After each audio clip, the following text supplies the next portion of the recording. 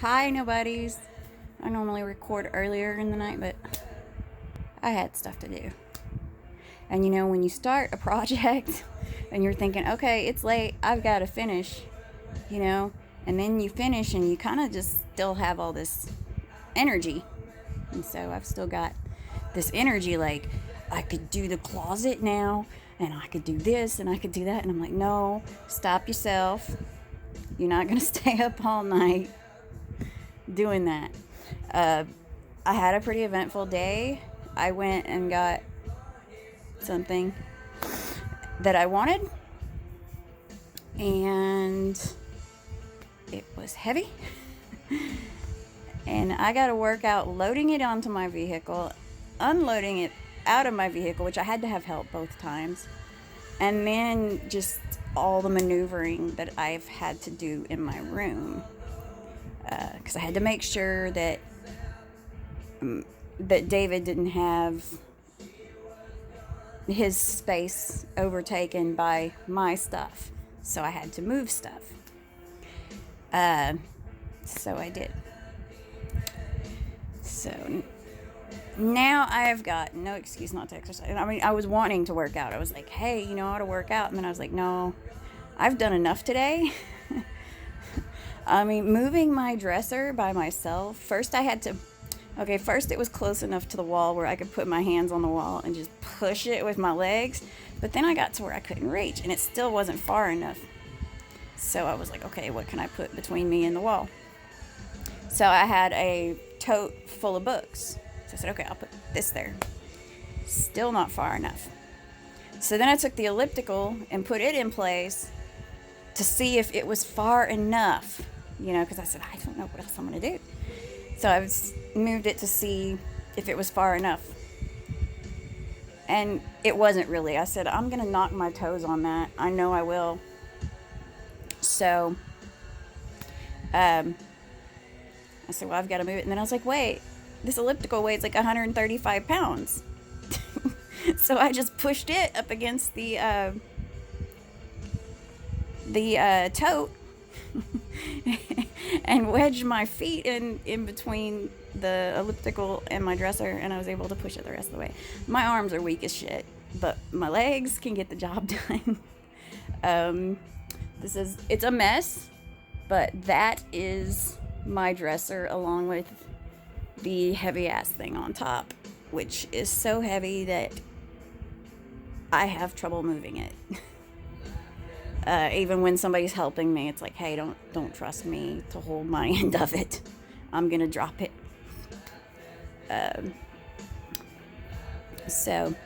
But I couldn't pass up the elliptical. We had seen it when it was $125, and then it was marked down to $65, and I still didn't get it. But when it was marked down to $20, I was like, getting that. That's a $600 machine. I'm buying that bitch. And then I said, well, it's got to go on my side of the room. So it is on my side of the room as easily as possible. I had to take my bookshelf down and put that elsewhere, which was fun to figure out where to put that.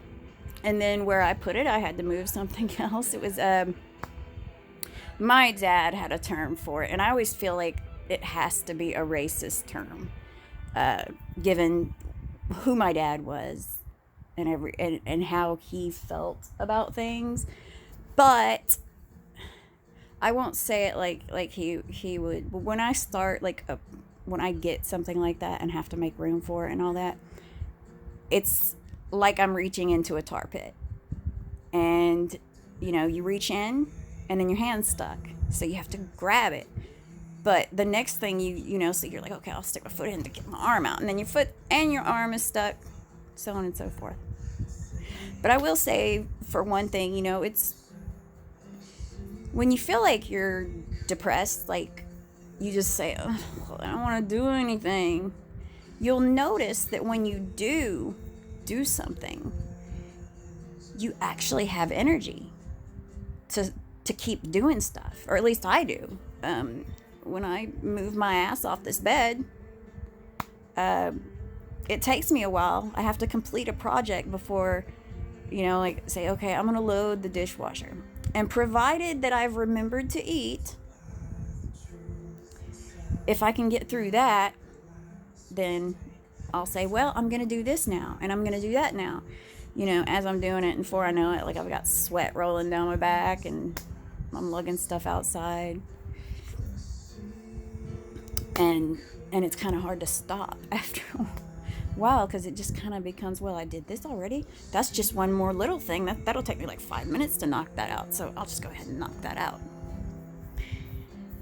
It takes a lot to get me to that point, but it does help. I mean, when you get like somewhat active, it really helps you to accomplish things. I've got like an app for doing housework, and I am so far behind on it. I don't like being told what I'm gonna do. It's like to keep me on track, like, hey, it's time to do this, it's time to do that. And I'll just look at it one morning, I'll look at it when I get all caught up, I'll look at it and say, I'm not doing that today. Nope, that ain't happening. And then it gets tossed off. When I used to clean houses, this is why baseboards are always dirty. People say, well, I'm not gonna wipe my baseboards. And we did this one house, and it was part of the reason I got fired. This old lady, she couldn't keep up with her housework. She lived alone, she had a dog, and she couldn't keep up with her housework. And her daughter-in-law thought it would be nice to hire housekeepers to come in as a gift. Now, the old lady was very proud and felt bad about us coming in to clean. And we told her, I remember having a conversation with this lady saying, hey, you ought to see some of the places that we clean. I mean, it's like, why are we here? So all we have to do is clean the baseboards, because everything else is done. They got us coming in once a week, and there ain't shit to clean. Everything's clean, so it's basically just spray, wipe, done. I mean, because we were in there every freaking week, and it's like, how do they keep the house so clean? I always wondered this, because I said, if my house goes a week without me cleaning it, and these people ain't lifting a finger, how the hell do they have kids, and how does it... I never understood that, how they keep everything in order. But anyway, I may not be a perfectionist in my own home, but when I'm cleaning somebody else's, it has to be just so.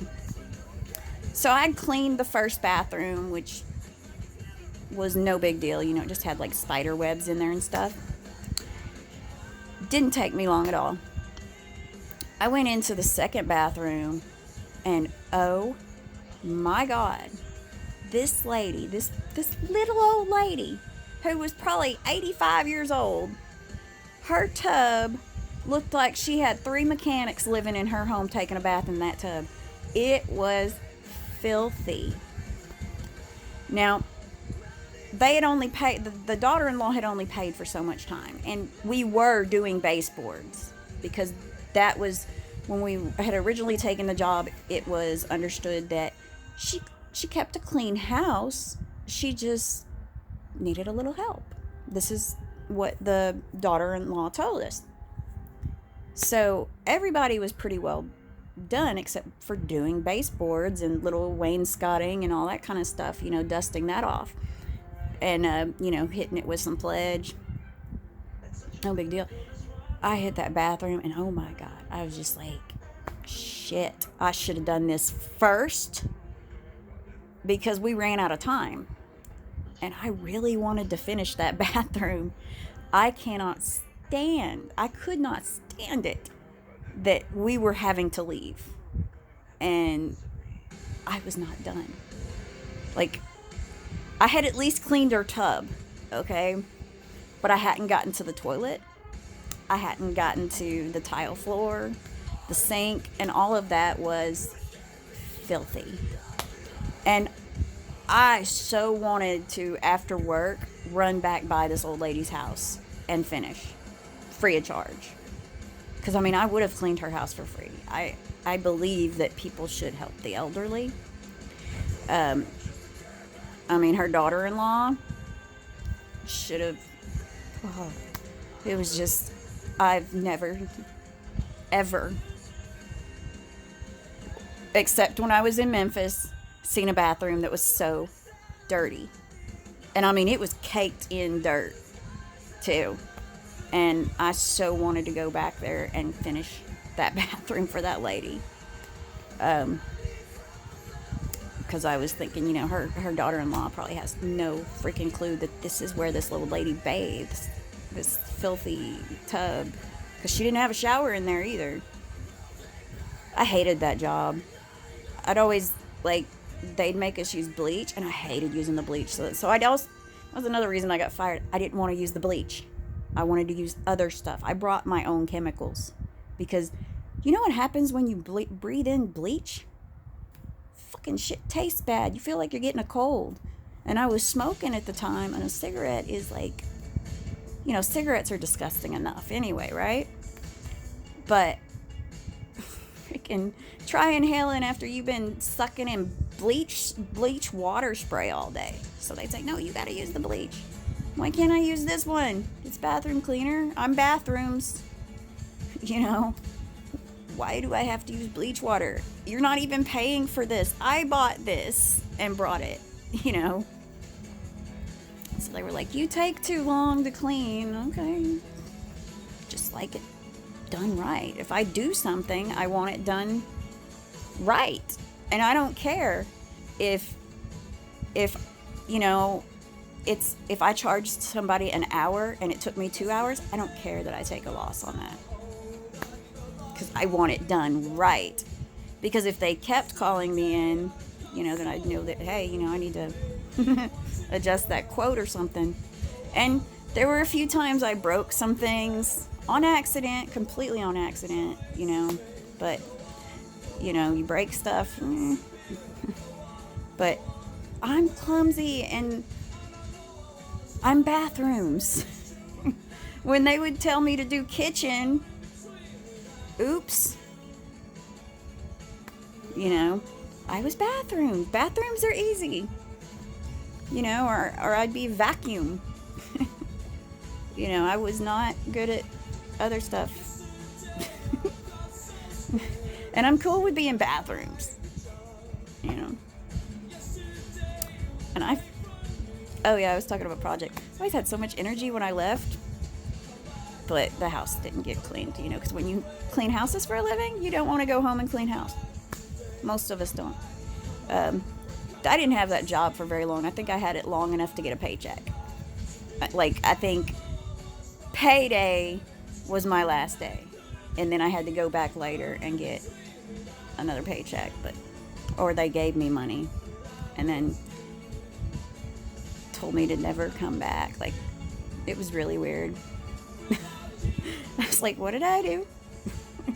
Because I am not a bad person. I mean, me and the girl I worked with, the girl that would drive us around, she and I were friends, and she's like, I don't know what the fuck their deal was, Ann.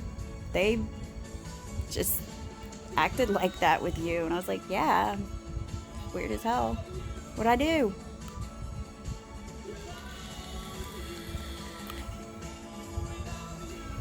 But today was a good day, and I got a lot accomplished that I wasn't planning on doing.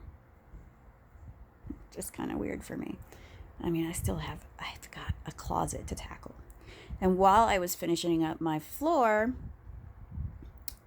I kept smelling Butters peed somewhere. Damn dog. Cat. He's not a dog, he's a cat.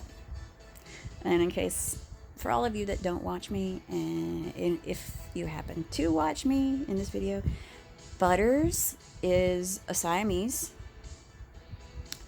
He's very weird. He's more like Tonkinese. I mean, he doesn't have papers or anything, but he's a